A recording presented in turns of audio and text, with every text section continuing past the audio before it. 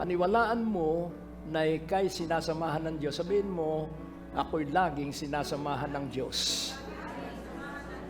At ang palatandaan ng pagsama ng Diyos, daraan ka sa mga imposible. Dahil ang Diyos, ang paborito niya ay imposible. Kaya kung wala ka sa imposible, baka hindi mo kasama ang Diyos. Baka ikaw lamang yung nabubuhay sa sarili mo.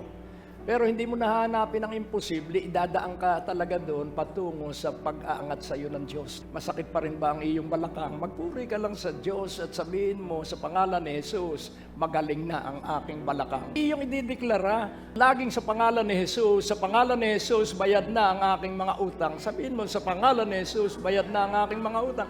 Ay yung iba, paano kaya mangyayari ito sinasabi sa aking naririnig ko ngayon? Nagdadalawang isip ka. Sasabihin mo, sa pangalan ni Jesus, born again na ang buo kong pamilya. Sa pangalan ni Jesus, sa pangalan ni Jesus, sa pangalan ni Jesus.